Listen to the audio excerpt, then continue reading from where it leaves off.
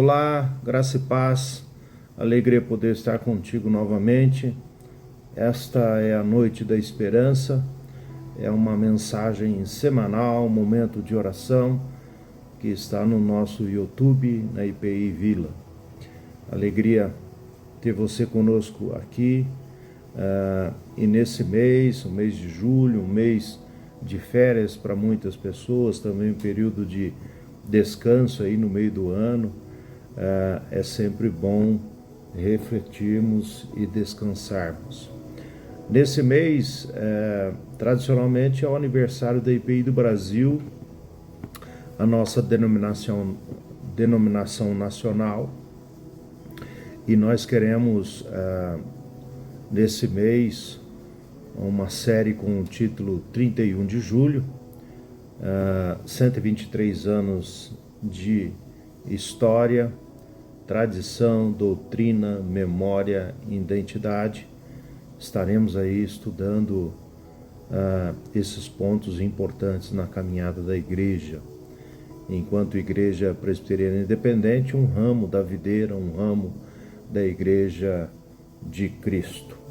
Então, uma alegria podermos, nesse mês, relembrar um pouco da nossa história, da nossa memória, aquilo que forma e fortalece a nossa identidade enquanto povo de Deus, enquanto denominação presbiteriana independente no Brasil. E para iniciarmos esse mês, esta Noite da Esperança, nós trazemos um tema relacionado e o título desta mensagem é Qual o Valor do Passado? E nós vamos ler um texto muito conhecido, um texto clássico que fala sobre a memória, que está no texto e no livro de Lamentações de Jeremias, e que nós sabemos de cor. Quero trazer à memória aquilo que me pode dar esperança. Nós vamos orar, vamos ler o texto, vamos meditar, vamos orar novamente uns pelos outros, e assim esse tempo especial da Noite da Esperança. Vamos orar. Pai Santo querido, adoramos o Teu nome, agradecemos porque Tu és um Deus bondoso, misericordioso e se faz presente na nossa história, na nossa vida, de maneira real, concreta, através do Santo Espírito. Agradecemos porque o Senhor tem demonstrado no decorrer dos tempos o Teu grande amor por nós, e o marco deste amor é Jesus Cristo, o nosso Salvador. Esse tempo agora de meditação, de comunhão com os irmãos e irmãs, venha, ó Deus, falar ao nosso coração, renovar a nossa esperança, a nossa fé, esse tempo de comunhão especial contigo e os irmãos, também momento de abrir o coração, orarmos, intercedermos uns pelos outros. Nós agradecemos, ó Deus, porque o Senhor nos permite fazer isso através da internet, desse meio de comunicação, e assim nós nos alegramos e oramos, clamando que o Senhor continue derramando graça, perdão sobre as nossas vidas. Nós oramos em nome de Jesus. Amém. Vamos então ao texto, Jeremias, ou melhor, Lamentações de Jeremias, o capítulo 3 e apenas o verso 21. Ao ler apenas um versículo, não significa que nós vamos focar apenas neste versículo, mas sem dúvida nenhuma estaremos meditando e refletindo sobre todo este contexto em que o profeta Jeremias nos relata o momento em que Israel está passando por uma situação bastante complicada, triste, trágica. Vamos ler. Quero trazer à memória o que me pode dar esperança. Qual o valor do passado para nós? Primeira coisa que a gente percebe assim, algumas pessoas inclusive defendem que o passado passou e não tem mais sentido e significado e importância na nossa vida, na intervenção do nosso presente e até o futuro. As pessoas que defendem geralmente esta ideia têm a tendência de usar isso como justificativa para a supervalorização do novo, né? Então, quando as pessoas querem propor algo novo e tal, e naquela discussão alguém fala sobre o passado, a importância do passado, o passado como referência, então eu percebo que se de maneira equivocada as pessoas acabam desvalorizando o passado em detrimento do futuro, em detrimento do algo novo que está sendo proposto. É simples, não é necessidade, não há uma necessidade de nós desvalorizarmos o passado, desconsiderarmos o passado em detrimento do novo, daquilo que está sendo colocado como uma nova possibilidade. Não há necessidade de desvalorizar o passado. É bom termos o passado como referência, é bom termos o passado como um norte. Eu gosto muito da estratégia daqueles que caminham na natureza e que fazem longas trilhas e jornadas. Eu assisti um desses programas, achei bastante interessante. É sempre importante você olhar para trás para saber qual a direção que você está seguindo e, se possível, fazer um marco de referência do passado para você não ficar rodando, né? Principalmente quando se caminha em trilhas, em florestas, se você não tem um marco de referência atrás, você acaba andando em ciclos e se perdendo dentro do mato. Então, a referência do passado é importante para que a gente possa realmente caminhar numa direção segura e certa no futuro. Por outro lado, a gente percebe também uma supervalorização do passado.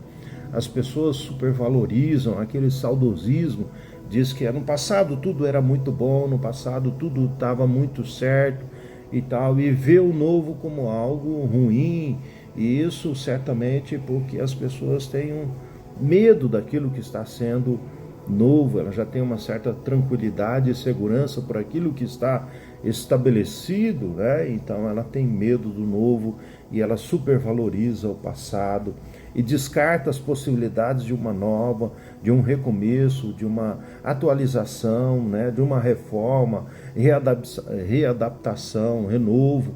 Então ela cristaliza o passado como um evento, ou elementos do passado como um evento indispensável, no sentido de não há possibilidade de vir coisas boas tanto quanto no passado. Então é aquele sentimento de saudosismo e também do tradicionalismo, né? Não só lá no passado as coisas realmente eram perfeitas, etc. E essa é uma visão equivocada do passado também, porque no passado, as coisas do passado, as tradições e etc., a história e o movimento das nações, os povos, também cometeram erros, também tiveram falhas, né, terríveis. Enfim, passado e presente e o novo tempo, essas coisas podem interagir, podem dialogar, e é importante que elas dialoguem. É importante que a gente olhe para o passado, né, do passado tirando base, estrutura, norte, para se construir um futuro e também para nortear o presente e o futuro sem romantização, uma análise, né? É importante a gente ter essa clareza. O passado é importante, sim. Então, se nós chegamos onde chegamos, porque houve um passado e houve aqueles que colaboraram para nos deixar um legado. Ao texto, vamos ao texto. Esse texto, o próprio título do livro já é assim, proposital. Lamentações de Jeremias, né? Então, Jeremias está lamentando diante da realidade em que Israel está vivendo, né? E é uma realidade de exílio e intervenção babilônica, e Israel está sofrendo muito, e isso fica muito retratado naquilo que Jeremias escreve, né? Como Israel está vivendo esse tempo de profunda destruição, de exílio, dá a impressão que é um grito de dor, sofrimento, aparente abandono de Deus também, essa sensação, não só Jeremias, salmista também, em determinado momento ele diz isso, né? Deixou de ser bondoso Deus no Salmo 77, ou seja, essa situação toda de sofrimento, ele tem a capacidade de gerar em nós esse lamento, esse grito de sofrimento, essa angústia, e às vezes até atrapalha a nossa visão da realidade, a nossa percepção da realidade. Isso é muito natural, né? Ou seja, somos seres que naturais, que são abalados pela realidade social, pela realidade que nos cerca. Então esta é a questão. Israel vive um tempo difícil e o retrato desta situação toda de sofrimento, dor, né, está registrado aí em Jeremias, nas Lamentações de Jeremias. E assim dá a impressão que ele está numa imensa angústia. No meio desse caos, dessa desolação, o profeta encontra um ponto de virada, o profeta encontra um ponto de possibilidade de estar seguro, guardado, protegido, amparado por Deus, né?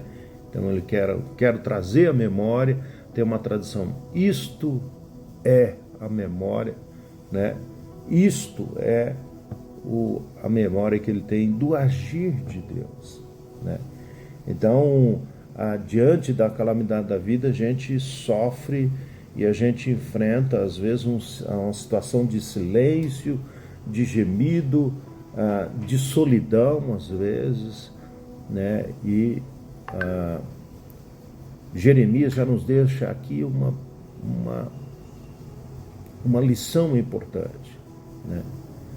Não é um gemido, não é um grito, não é uma solidão em que ele está plenamente sozinho, mas a presença de Deus, o Espírito de Deus é que conduz ele a ter essa percepção da esperança. A memória é algo que está registrado na nossa mente. De todos os animais, quem tem uma memória mais longa é o ser humano. Alguns animais têm, segundo alguns registros biológicos, tem uma memória, mas essa memória é muito curta, né? A capacidade de memorizar mesmo, de guardar coisas assim de maneira mais prolongada, e essa capacidade do ser humano. E não é uma memória qualquer, mas sim a memória, né, daquilo que Deus faz. Então, diante das situações da vida, diante das calamidades, diante das situações que nós enfrentamos, assim como a exemplo de Israel, nós também passamos por perturbação, por lamento, por murmurar, questionar a graça de Deus, questionar a bênção de Deus, questionar a direção de Deus, questionar a providência e aquilo que nós gostamos muito de declarar, e temos que realmente declarar e confiar, Deus está no controle. Então, nesses momentos de crise, todas essas certezas, elas são também abaladas. Nós nos sentimos abalados. E aí, então, não é a memória de qualquer coisa, não é a memória do próprio agir, não é a memória da nossa própria capacidade, não é a memória daquilo que a gente conseguiu vencer no passado, alguns momentos difíceis, mas é a memória de Deus, né? Quero trazer a memória aquilo que pode me dar esperança. Esperança em Deus, esperança no agir de Deus.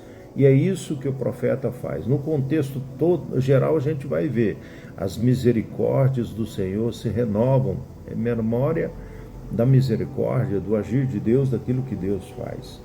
Isto, né, não é qualquer coisa, não é algo específico da nossa história, da nossa capacidade, não é qualquer lembrança, mas é a lembrança do agir de Deus. A bondade, a misericórdia, a fidelidade que são a cada manhã. Então ele traz a memória diante daquela realidade, diante daquele poço profundo, diante daquela situação de caos e crise terrível, a lembrança da natureza de Deus e do próprio Deus. Né? Bondade faz parte da natureza de Deus, a misericórdia faz parte da natureza de Deus, a fidelidade faz parte da natureza de Deus, e Deus então está sempre presente e abençoado. É a memória do evento que nós guardamos de maneira muito especial no coração. A libertação do povo do Egito, a maneira como Deus conduziu o povo no deserto, a maneira como deu terra, a maneira como Deus sustentou nesse período toda a história de Israel. É essa lembrança. É a história de Deus, é a história do agir de Deus. É a lembrança de como Deus tirou Israel do Egito. É a lembrança de como Deus guiou no deserto. É a lembrança de como Deus mandou o maná, como Deus mandou a proteção contra as serpentes, quando Deus mandou água, quando Deus preparou água, quando Deus deu leis e mandamentos para conduzir o povo numa vida abençoada. Então, é a lembrança do agir de Deus. É a lembrança de que Deus, em meio a tantas situações, Deus se faz fiel, se permanece fiel, cuidando daqueles que lhe pertencem. Então, assim, o passado é importante. A lembrança, no nosso contexto, a lembrança do agir de Deus, o passado está tudo aquilo que Deus fez por nós.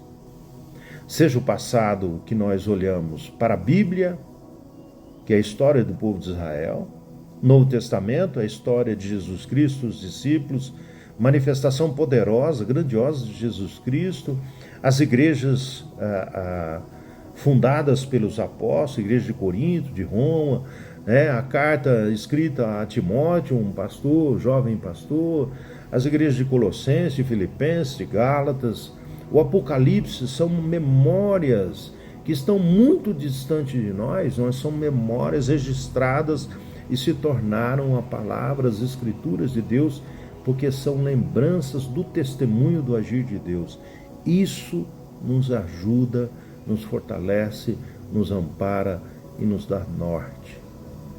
Quando a gente fala de tradição e aqueles que falam contra a tradição, esquecem que a Bíblia é um livro tradicional, que traz a tradição do agir de Deus.